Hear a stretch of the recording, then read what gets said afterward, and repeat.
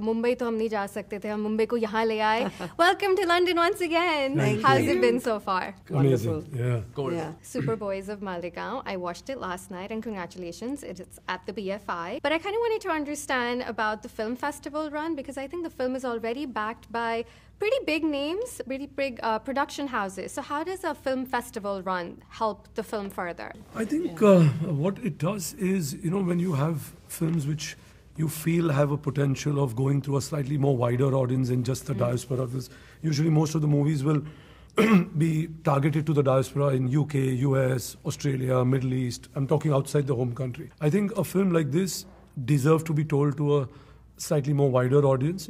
It's not only, otherwise, you'll try to show India and you'll only show poverty or something like that to make it exotic in certain ways. I think you're celebrating a person like Nasir in this film, right, about the journey he went through with his friends and did something extraordinary.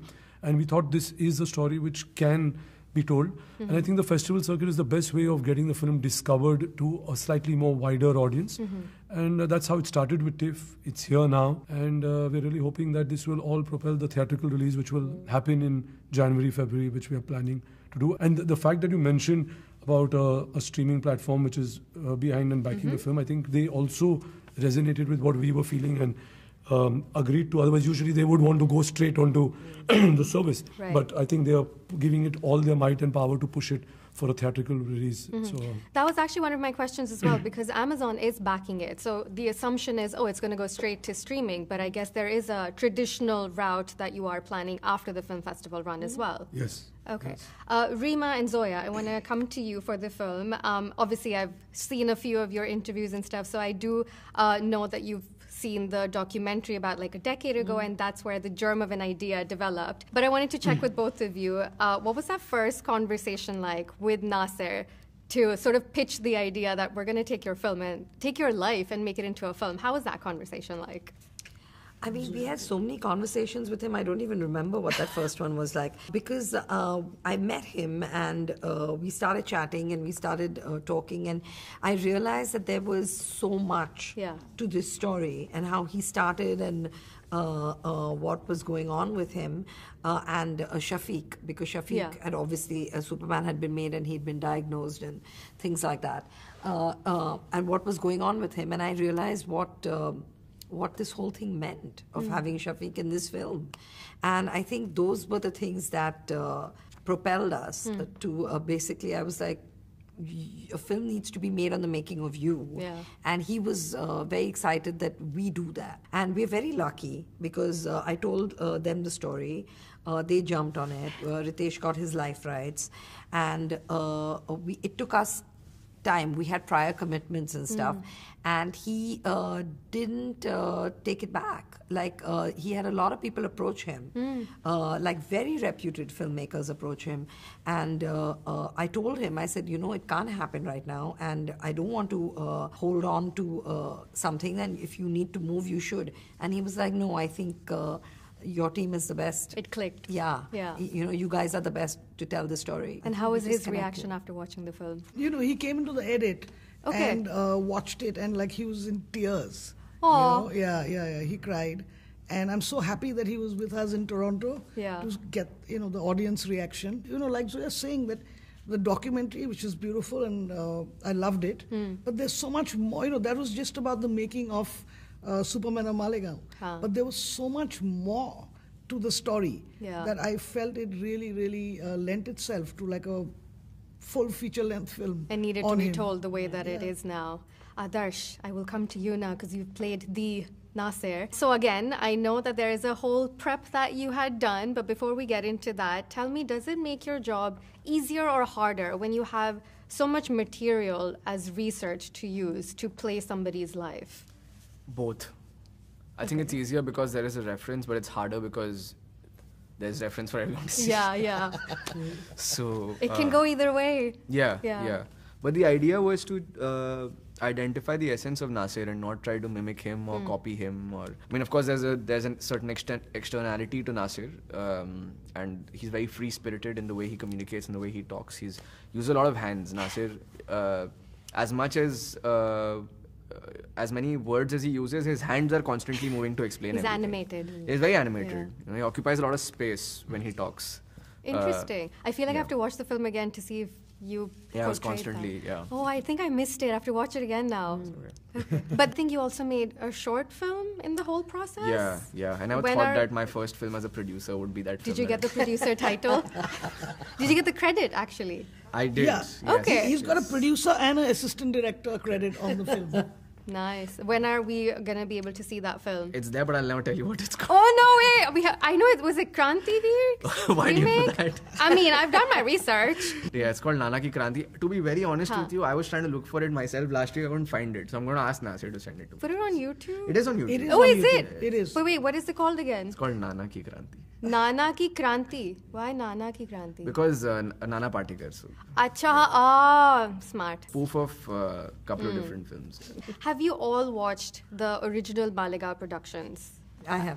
Yeah, which is your favorite? Let's go one by one. Which is your Sholay. Sholay? Yeah. Okay. Yeah, has to be. That's the one Sholay? we've grown up with. Yeah. I think Malegaon Ke Sholay and Superman of Malegaon. Yeah. Both. They're just very charming. Nice. Malegaon Ke Sholay. Huh? Yeah, Malegaon Ke Sholay. So I did notice that there is a tagline on the poster that says there are no rules to filmmaking. As filmmakers, how true is that statement? Very. Yeah. I think it's important. I mean, in his case, not. It's important, I think, maybe to know the rules and then to do what you want. I mean, it's an evolving form. It won't evolve if you only stick to the rules. So. But then when you talk about all the logistics that go behind filmmaking, because there are a lot at this moment, right? There's budgeting, there's logistics, there's marketing, all of that stuff.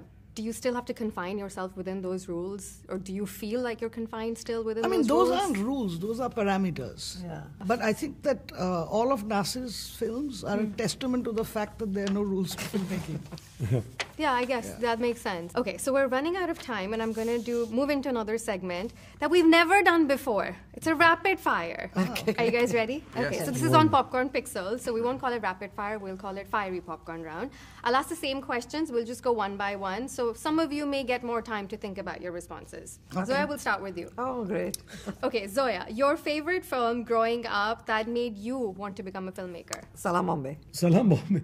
No, for me, I think growing up were most of the Bachchan films. I think whether it's Dawn, whether it's Sholay, all those movies in the late 70s I started looking at them and saying, okay, this is what I would want to do. Nice. Reema?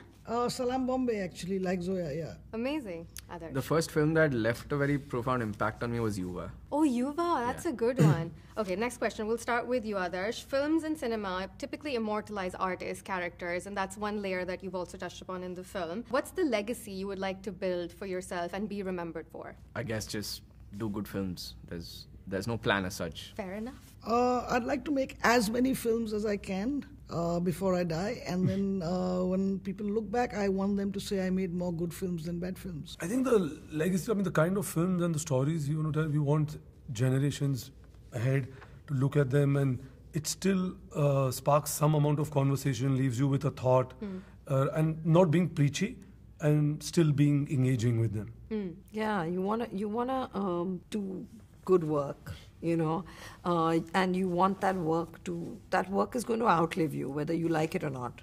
And you're going to be gone, and your films are that's your legacy. Yeah. So you definitely want it to mean something. You want it to entertain at whatever stage someone watches it. And you want to have captured the zeitgeist that you lived in. It should have some consciousness of my time. A jugaad that you are guilty of following in filmmaking? Because this film is all about jugaad. I'm guilty of. Yes. I don't know whether in this, but we always say that there is jugaad in everything you do. And especially in movie making, you have to, otherwise you won't be able to achieve what you're setting out to. Yeah. So there is a little bit, and it's touched upon in this film, it's touched upon in a film like Fukre as yeah. well, where you talk about jugaad and things. So that's the way we make it. Reema, jugaad. Sometimes when you shoot a film, you shoot a scene, but on the edit, sometimes you need more time. So what I did, which I learned from Zoya actually, was to just add lines, add dialogues on people's backs to extend the screen time. Or, you sometimes just need time to justify Cheat things. a little bit here and there. Yeah. Okay. Adarsh, as an actor? I was very pious about the way I cried on screen initially. I would never use glycerine, but I've made my peace with it now. Okay.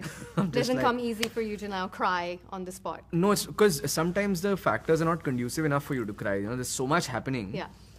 Even if you think of something that's very dark or you use your breath work, sometimes it doesn't happen. So it's all right to use glycerine. Zoya, this is the last absolute question because I'm getting a countdown. But jugaad. What Reema said. I use, I fix things in dubbing and ADR a lot. Nice. I add lines.